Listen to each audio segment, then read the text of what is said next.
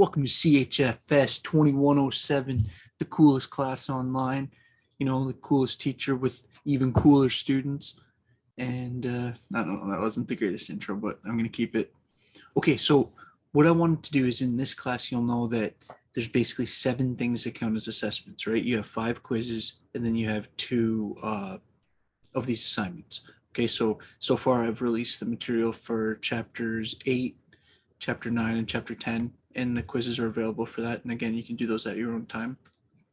And then I still have the presentations for chapter 11 and 12 coming, and there'll be quizzes associated with that. And then there's this project and the second one. Okay, so for this project, what I want you to do is I know everyone's heard of Erickson, and I know you've probably taken other intro psychology classes and stuff where you've talked about the psychosocial idea, or at least around things like trust and maybe even identity and stuff like that. What I want you to focus on in this assignment is how it relates to Erickson, how Erickson's ideas relate to this early adulthood period in life. And I think it's like, especially for some of you that are like maybe in your early 20s or late teens even, probably early 20s or later 20s or 30s, or who knows, maybe you're as cool as I am and in your 40s. But it's like, what does Erickson's ideas about intimacy have? What relevance does it have for you as a young adult? And what do you think about these ideas? And how does it have relevance or not in 2022? And what has this experience of lockdown been like for you?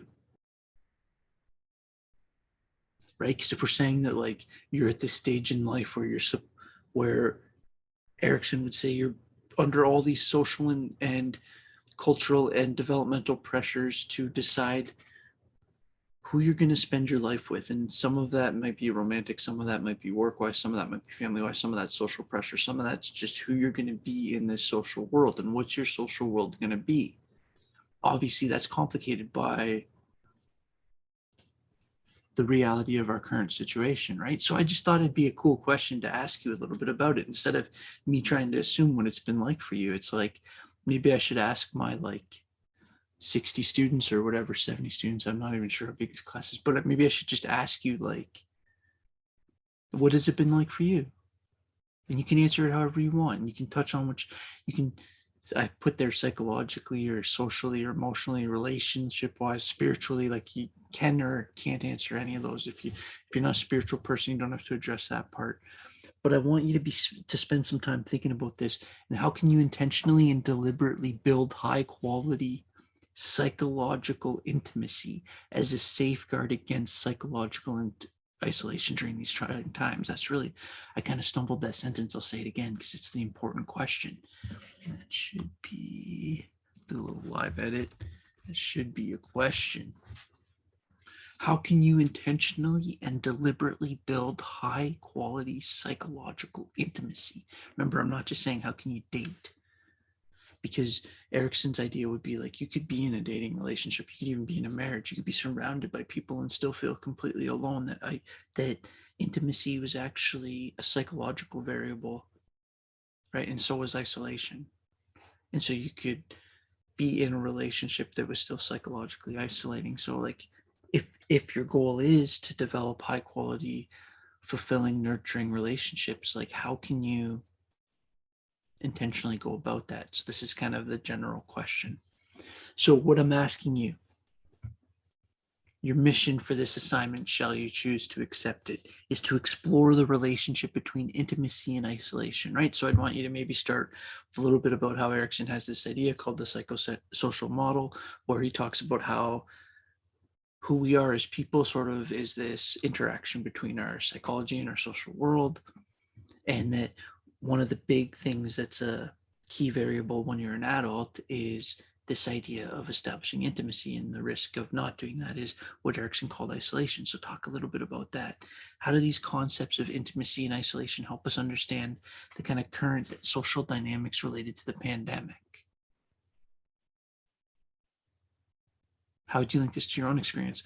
How do you build an intentional path forward? And sometimes last year, because I used this almost same question last year, the intention path. Oh yeah, I meant to use my second live edit. One of the reasons I messed people up last year is because I said intention path. And I meant to say intentional path, and everyone's like, what?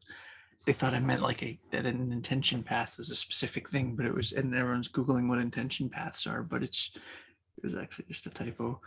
But yeah, so anyways, how do you build an intentional path towards meaningful, healthy, growth promoting relationships, right? So like positive, healthy, growth promoting, meaning like actually like instead of sucking the life out of you, actually like add value to your life and you add value to their life and you grow together.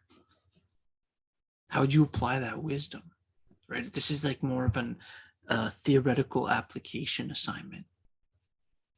Okay, so I want you to, this isn't a research project. What I want you to do is, and this might be the first time you've had an option to do something like this, maybe you've done it in other classes, but I like letting students have options to like make videos or make podcasts or anything like that. Or if you don't want to, you can look at number 3 there. You can do a more traditional essay. So you can answer those questions and the 4 questions in a more traditional essay, like an academic paper.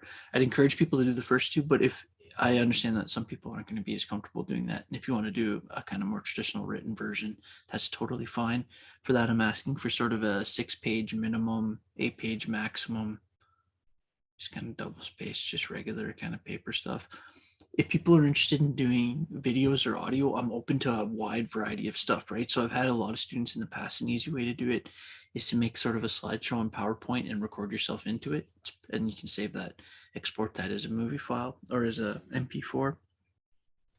Or you could kind of plan out what you want to say and just record straight with the video app on your phone, especially if you can save it as like an MP4 is basically the ideal, and you can upload that. Or you could use whatever kind of technology you're used to or your voice recorder on your phone. So I'm going to let you kind of handle that how you want, okay? One of the disadvantages of being distanced like this is I kind of need you to let me know what you need help with, okay? So if people are having trouble, let me reach out to me. And other than that, I'm looking forward to seeing what you do with this. The students last year, once they kind of got into it, I think enjoyed it and gave me some awesome projects. So again, I'm not looking for anything huge here. I want you to just reflect on these ideas and honestly just think about it. It's like, how does this idea of Erickson, what's its relevance to understanding kind of the experience of this pandemic? I love you. See you next week. Next week I'll be back with chapter 11.